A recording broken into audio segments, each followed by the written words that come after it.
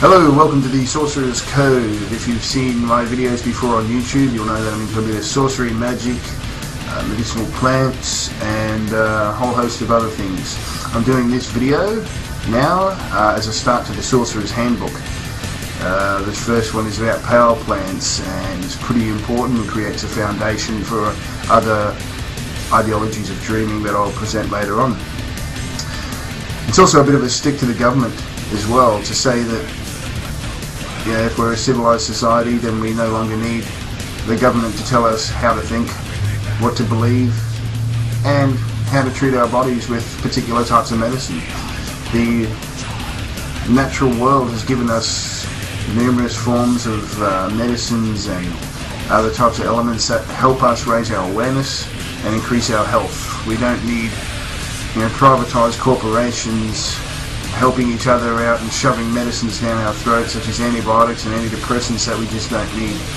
So this is our way and my way of saying, get fucked.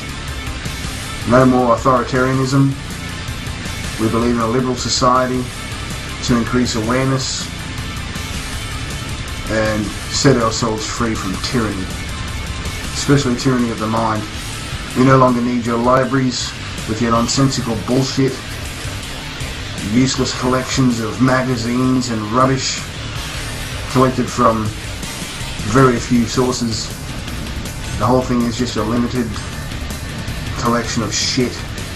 So we gain our truer knowledge and our truer understanding through exercise, wisdom, practice, and dreaming. So without further ado, I give you the power plants. If you wish to see more, go to Binny76 at youtube.com.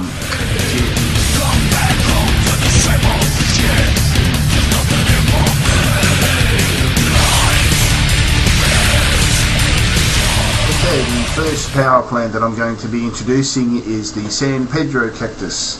And there are many species and forms of San Pedro, as well as another type of cactus called the Williamsii, and basically they share a common spirit, which is the spirit of mescalito.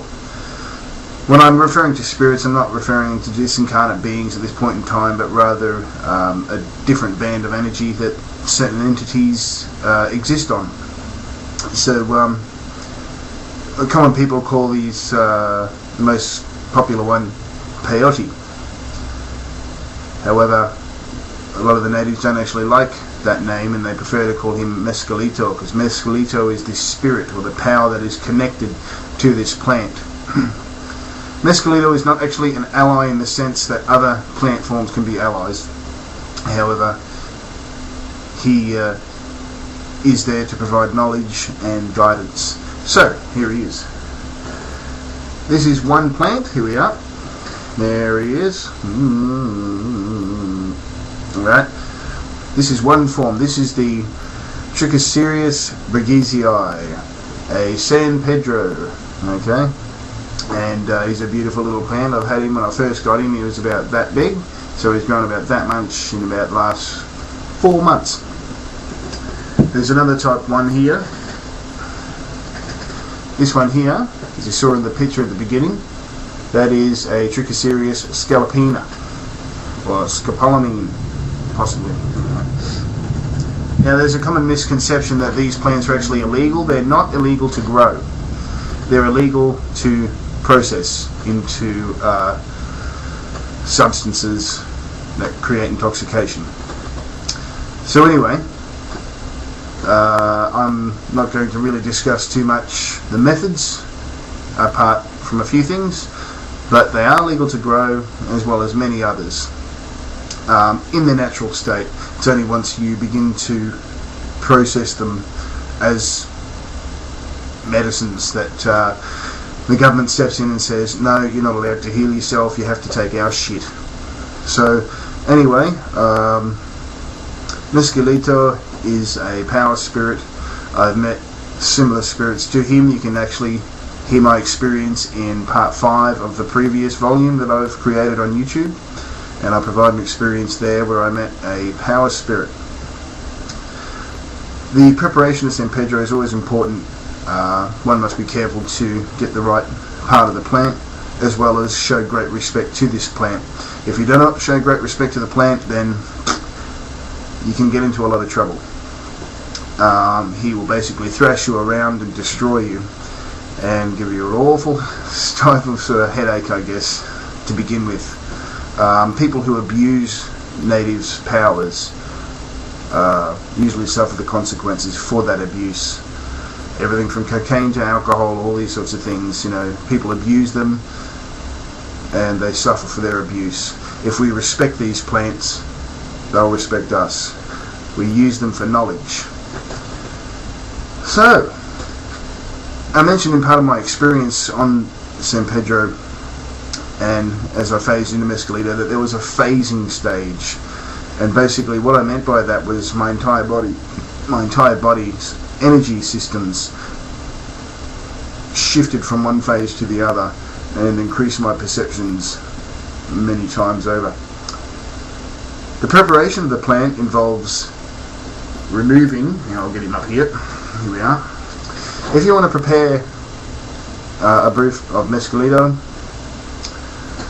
you'll have to cut a portion of the plant.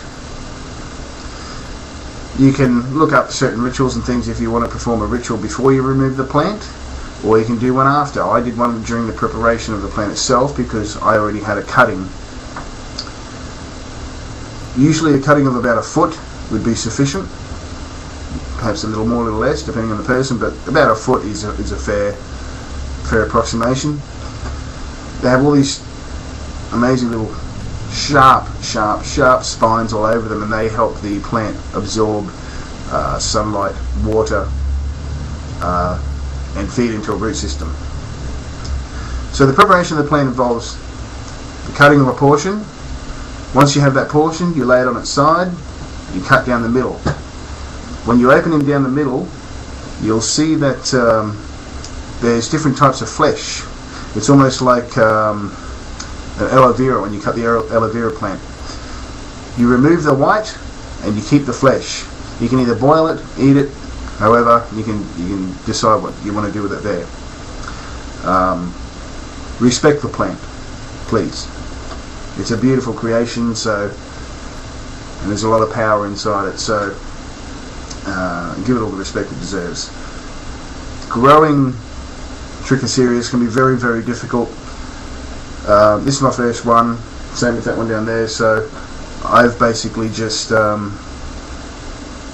a very small cutting and grown it from there. It requires sand, I don't know if you can see the sand there, okay, or rocks. You have rocks down the bottom here at this portion as well of the plant, so there's a lot of drainage and so forth as well, but they rely on dryness, warmth. In my area where I live, it's always quite humid even through the cooler parts of the year, so he grows very well.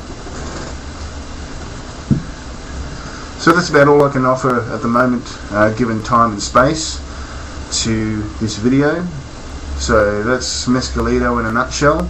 You can go around and have a look at a number of other pieces of information to do with the Mescalito species, and if you're lucky enough you might meet him one day on your adventures. So I wish you well, and I'll see you in the next vlog.